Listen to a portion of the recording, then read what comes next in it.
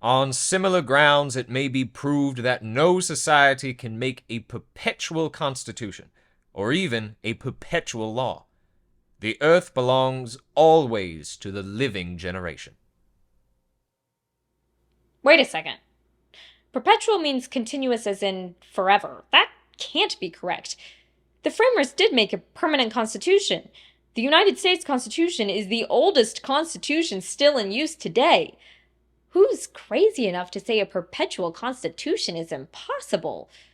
Well, in today's lesson, we are going to find out. And we'll discuss how compromise is the key to making a democratic political structure perpetual. The lesson's essential question is, how does compromise ensure American society can change over time to include more visions for the United States? And the guiding questions are, to what degree did compromise reflect the founders' and framers' values and ideals? How did compromise shape the United States Constitution? And how did compromise over the Constitution's ratification help create a more perfect union?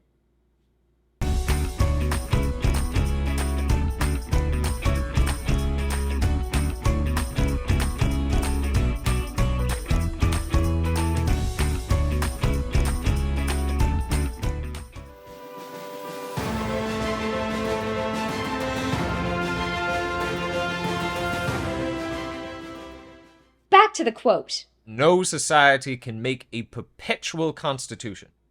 It's an argument made by Thomas Jefferson in a letter to John Adams. Remember from the previous lesson, these were major revolutionary figures and founders of America. Both men worked on the Declaration of Independence. Both served in George Washington's cabinet, and both men succeeded Washington as president. Both men died on the same day, July 4th, 1826. 50 years after they wrote and then signed the Declaration of Independence. You can't make this stuff up. These guys must have been best friends. Nope, they were political enemies. But each one understood that political compromise, meaning making decisions that include ideas from multiple perspectives and the inclusion of diverse interests, is what sustains a democratic society. It doesn't mean the two men always embraced this notion, but they helped establish a government that was built around the notion of compromise. Remember the phrase, no taxation without representation. Jefferson and Adams helped to shape that slogan into a set of core American values and identity. But as the colonies became a nation, new issues emerged that required compromise. Compromise became an important value that could turn diverse economic and social interests into a single political culture. Otherwise, Jefferson and Adams would have never been able to work together.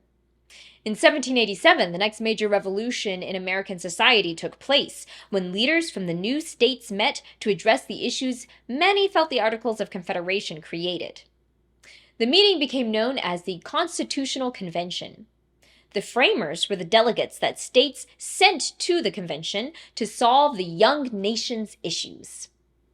Before we take a look at some of these issues, let's answer the first guiding question. To what degree did compromise reflect the founders' and framers' values and ideals?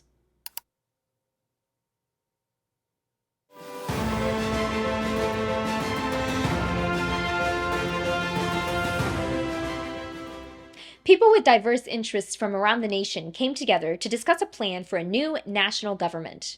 But to pull it off, they had to put together a number of key compromises. Let's pull up the table titled Constitution Compromises from Section 2 of the Guided Viewing section. Does a particular compromise stick out to you? Take a minute and jot down which you find the most interesting or confusing.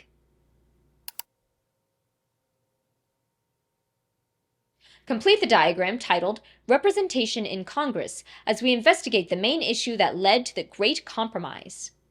The number of representatives states received in Congress was one of the biggest disagreements facing the convention. Known as the New Jersey Plan, small states wanted equal representation so as not to be controlled by the interests of larger states. Known as the Virginia Plan, larger states wanted representation to be based on population to better reflect the majority of the nation. Both groups understood that Congress would be the most powerful branch because it passed laws that shaped the other branches of government. Time to fill out the table. Beside the Great Compromise, fill out the following.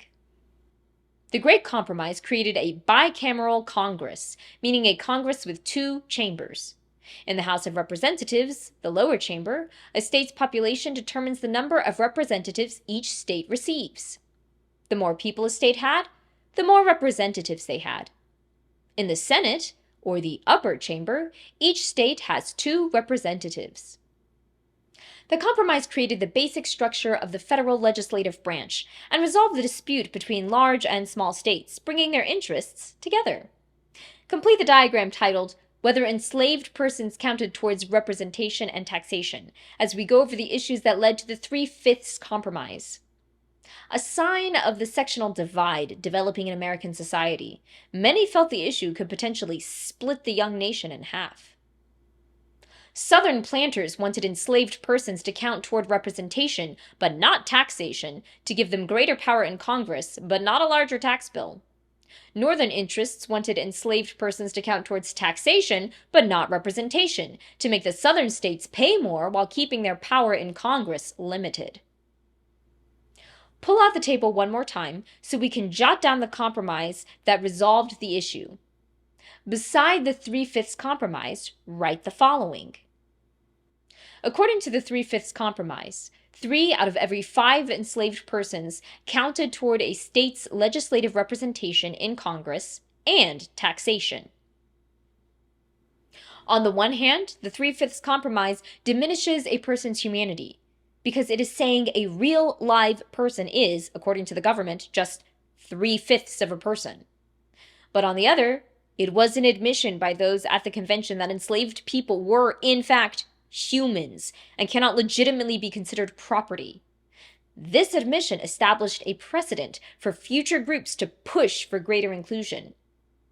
But you know who was never asked for their input on this issue?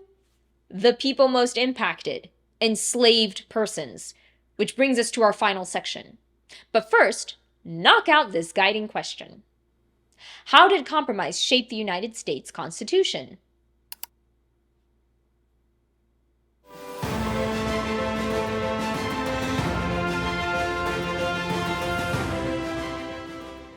The United States Constitution begins with, "We the people of the United States, in order to form a more perfect union."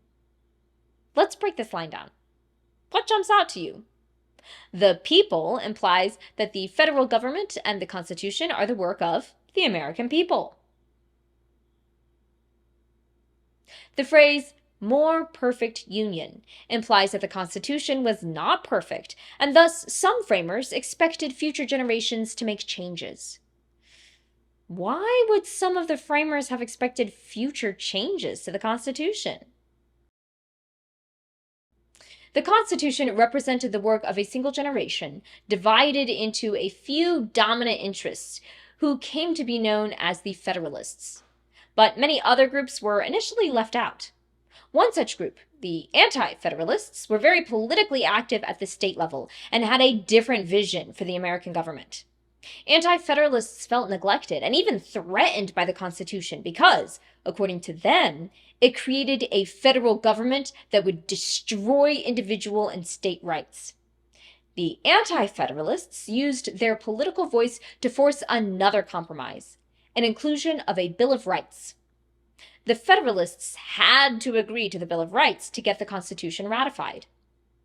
The Bill of Rights are the first 10 amendments or changes to the Constitution that contain civil liberties and rights, such as freedom of speech, securing another step in creating a more perfect union. Why?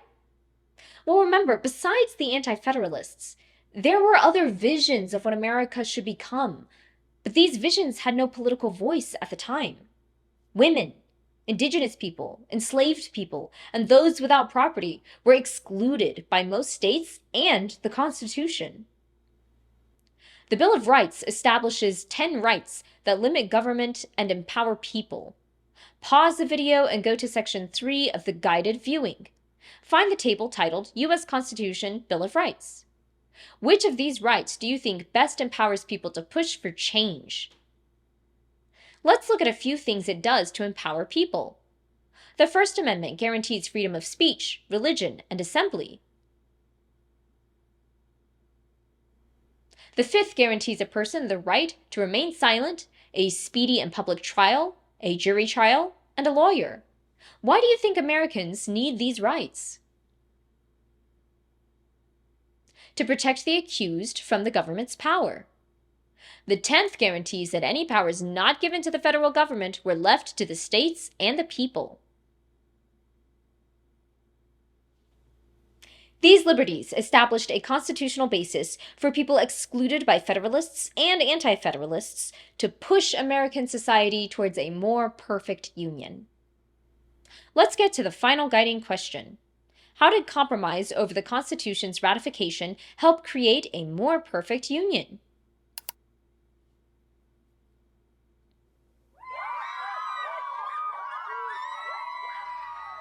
As the nation expanded in the early 19th century, compromise continued to be a hallmark of American society. Each generation is faced with issues and tensions that they must resolve to sustain America's democratic way of life. Through compromise, resolutions are found and a new vision for America is born. One day, your generation will be tasked with the burden of making a more perfect union. So it might be a good idea to start practicing compromise with others now. Why? It's going to be up to you to keep making history. Hey!